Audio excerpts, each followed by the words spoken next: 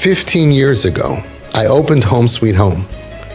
And I raised my kids in my house from 4 years old, bringing in Mechalei Shabbos into my house on a steady basis, not just Shabbos. They were always there. Pesach by my Seder. I had my kids and my kids, these kids, those kids, our kids. Chalamite trips. I have pictures of my family. They really knew them. They grew up with them. There were constantly new kids. Every few months, another kid moved into my house. My kids, I started from 4 years old raising them this way. 4, 5, 6, 7, all the years, they were raised with constantly singing Chilul Shabbos. And I didn't have even one tiny doubt that they would lose out because of it. If you're frum and you're happy and you have a normal house and you're doing well in yeshiva and you don't have trauma or any problems, why would you want to go off the derech? A little bit, maybe when you're 6.5 years old, you'll say, "Ooh, this guy looks cool."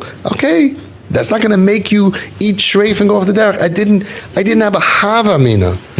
So you could say, well, it wasn't a sibling, it wasn't a cousin. Everybody could say why it's different. This was a lot worse because every year every few months was another kid and another kid and another kid that's less stable than your sister or your cousin that you know and you have a relationship with. It was kids that I did not have a relationship until they moved in and I got to know them. It was strangers. It was a lot of Chilul Shabbos.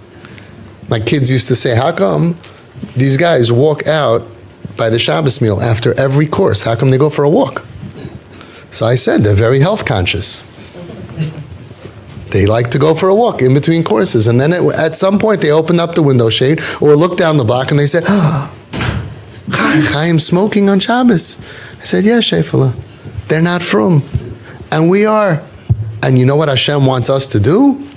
Be makar of them. Psh, simple. We're lucky, we're fortunate enough that we have something amazing. They never don't have it. I feel so bad for them. But we're not going to be marachik them and reject them. And we're not going to be upset at them. We're going to be nice to them. And I never thought they're going to be frum, by the way. When I opened Home Sweet Home, I just wanted to be nice to them. Give them food, get them jobs, get them off drugs. Because isn't that what we're here for? To help people? It's not contagious. So it's the kind of situation where the more you fear it, then it becomes a real thing. Oh, be careful, they're going to see. I had no fear of it, and if you don't fear it, it doesn't do anything to you. If you don't fear it, now listen, I can't tell you 100% of the world is going to have, the same outcome. Of course, it's the Siyata D'Shmaya. Of course. But this is my story. Ad kedei kach, that before Rosh Hashanah, a couple of years ago, it was Friday night, Gesundheit, it was Friday night, and I told my kids, I had a 20-year-old and a 16-year-old, Gesundheit, and I said, guys, we need schusim before Rosh Hashanah. After the meal Friday night, instead of going to sleep or whatever, we went out to the park looking for the Mechalei Shabbos. We need schusim. Unfortunately, in our dart, there's so much opportunity for schusim. The Zohar HaKadosh in Parashas Truma says there's nothing more, bigger, better that you can do for Hashem than to run after those who fell away from the crown and to try to be mishtadel to bring them back with love. Why are we so foolish? We're going to get paid big time for that. So I took my kids looking for them.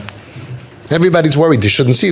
Come guys, let's go. And we went to the park, and there were Mechalei Shabbos there, smoking cigarettes.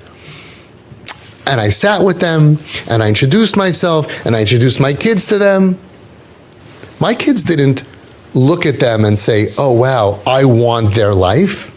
From far, who are from, they kind of look out of the bus window and they say, oh, imagine not having to wear a yarmulke and not say brachas. Imagine not having to go to school. Imagine not having to study. It looks glamorous. But when you're actually close in, they're not glamorous. They're pathetic. They're hurting. They're dysfunctional. And all of them, by the way, want to be like us. When they get healthy, all of the Home Sweet Home kids who had a family to go back to, which was most of them, are from today. those same kids. So even if they would have looked up to them, so a couple of years later they would look up to them, so that when they become frum, they'll make them starker. My kids got stronger because of this experience. We're living in a real world. You can't live in a ghetto with girls starving outside, and my sons shouldn't see this, and we shouldn't see starving people, and we should see a perfect world. We built this beautiful little bubble, but the world is crumbling around us, and people are dying. So now is not the time to say, I don't want my kid to see. First of all, like I said, to me, and I'm pretty sure that if you ask all of the chevra working with the kids, all of the angels on the street, we're not scared of them. They're not scary. They're not going to pull our kids down. If you fight with them and you say kick me, you look away, they'll bite your head off. But if you're nice to them, they're sweet, sensitive neshamalach. They're like little puppies. They're the nicest kids. What are you scared of? You don't want your daughter to know that it's shaykh to be natznius? That's how weak your chinuch is.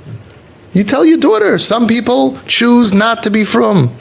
And I'm going to explain to you why we choose to be frum chinuch. And if they're happy and they're stable, they're always going to choose to be frum. That's it. They're not going to want red nail polish. Why do you think that they're going to want to look like their cousin and not like their mommy?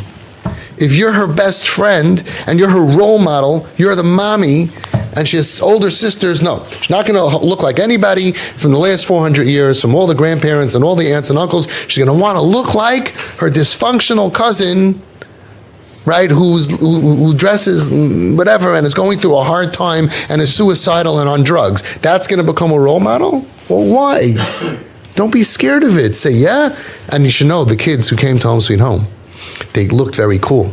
And my kids were growing up, they were like, whoa, necklace, whoa. I have a bag of all those necklaces now.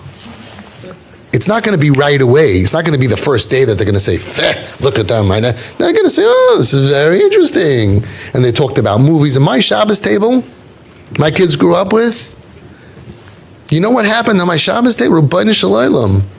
Really? There were words that were said at my Shabbos table that are not found in any siddur in the world.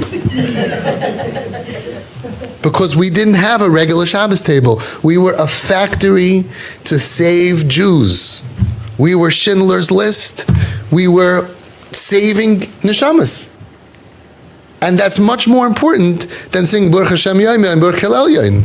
Hashem wants you to save families. If every one of you would go out on the street and invite 2, 3, 4 of these neshamas Friday night for a meal, who cares that you can't sing Yaim Zamachubad? You understand that almost all of our Home Sweet Home kids today are frum. They're getting married. They have children. We have Einik Lach already from them. Dairis we are saving, and we sacrificed that the kids didn't grow up. Yeah, they grew up in a kiruv home.